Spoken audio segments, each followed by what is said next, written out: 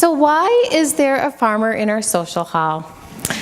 Well, it started about a month ago.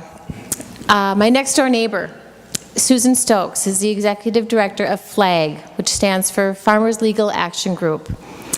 She represents farmers so that they don't have to worry about legal matters and they can worry about their farm and producing food, wholesome food. And she was sharing with me that there is a struggle. There are some farmers that cannot afford the stall fees at some of the very popular farmers markets. So it was her idea to start reaching out to area churches to see if churches would be interested in partnering with one farmer to build a relationship and to give that farmer an opportunity to reach a congregation. Well, everything kind of fell into place between clergy and session and supportive mission, and here we are on the first day of her produce, and she's in our social hall.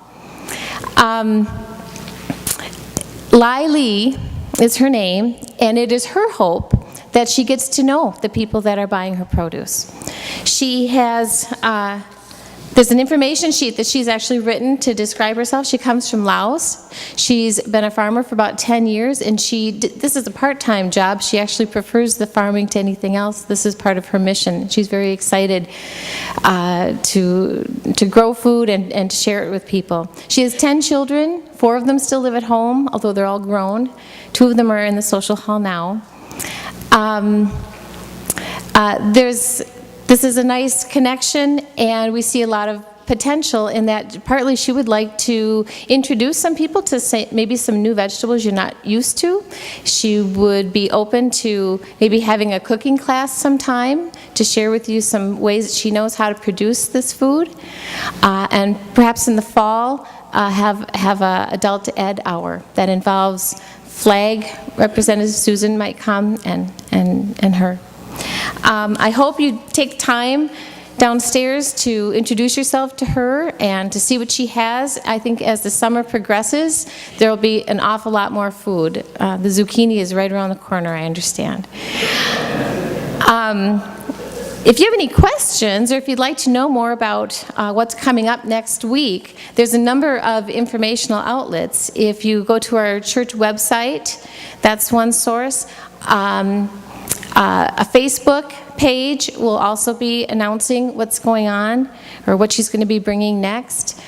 You're welcome to contact me for more information.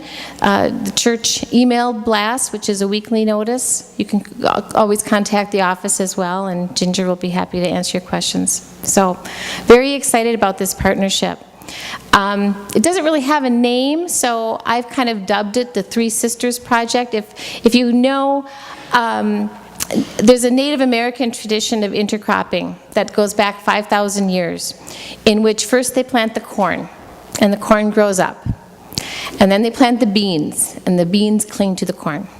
And then they plant the squash, and it spreads out, protecting from weeds and things. And the three sustain each other. And I just think that's kind of a good metaphor for this project, in that we have the church and the farmer and the earth all coming together. So I'm very hopeful about this, perhaps long-term relationship with our own farmer. So, thank you.